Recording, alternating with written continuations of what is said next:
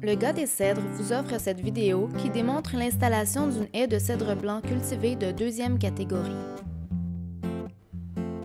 L'installation d'une haie de cèdre cultivée. L'excavation.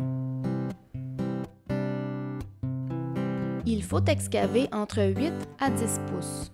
Il ne faut pas creuser plus que ce qui est indiqué car une haie de cèdre s'oppose à la surface. La tranchée crée un lit de rivière, c'est-à-dire que lors des pluies, l'eau s'égouttera vers ce lit, ce qui ne permettra pas de garder le contrôle de l'humidité si elle est trop profonde. Une haie installée à la surface se desséchera plus rapidement par contre, vous pourrez arroser au besoin. La préparation.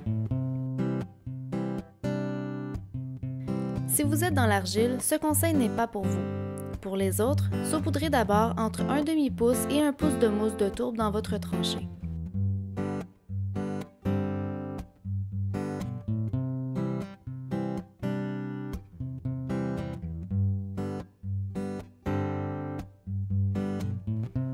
La disposition. Désempotez le cèdre et installez-le comme voulu dans la tranchée. Assurez-vous que la motte du cèdre soit environ 2 pouces plus haut que la hauteur du terrain. Si vous êtes dans l'argile, vous pouvez aller jusqu'à 4 pouces pour éviter que les racines ne se noient. Mettez un peu de terre autour de la motte pour retenir le cèdre droit et compacter un peu.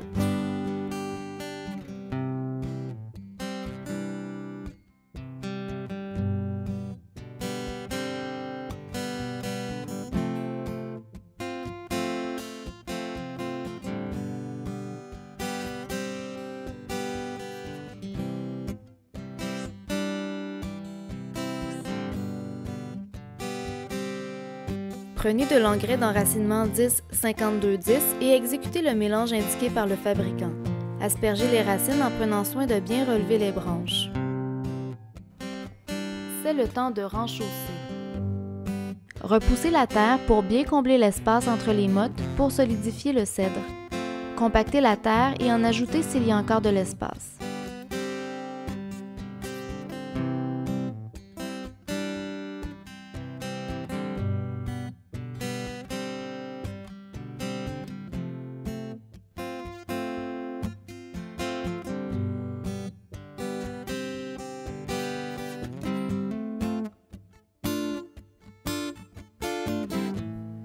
Il faut bien compacter.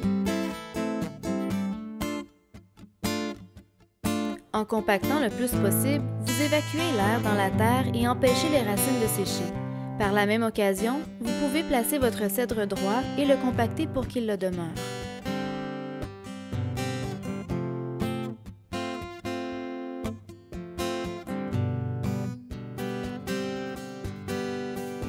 Repoussez la terre pour qu'il y ait au moins 2 pouces de celle-ci par-dessus la motte.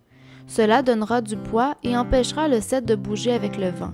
Il faut aussi prévoir que toute cette terre s'affaissera avec le temps. Il faut solidifier.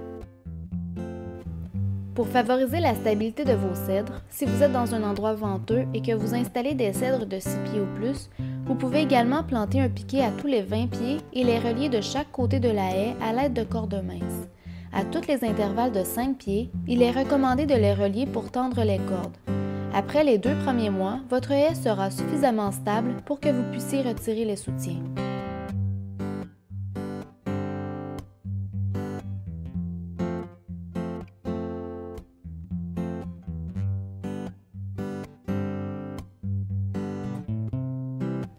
L'irrigation.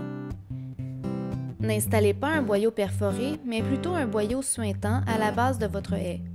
Faites-le zigzaguer à travers votre haie, placez-le de façon à ce qu'il soit le plus près possible de chaque tronc.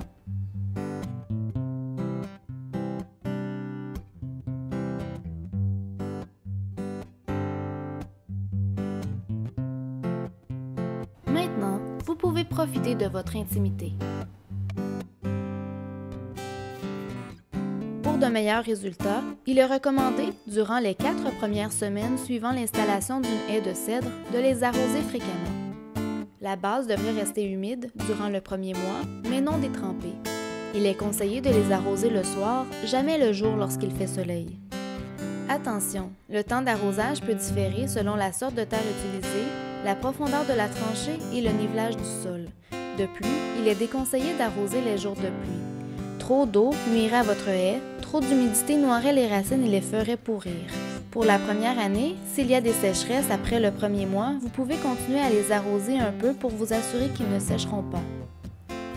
Ne pas tailler ni mettre d'autres engrais chimiques que le 10-52-10 la première année. Utilisez plutôt de l'engrais naturel comme le compost. Vous pourrez commencer à tailler et engraisser chimiquement votre haie dès la deuxième année.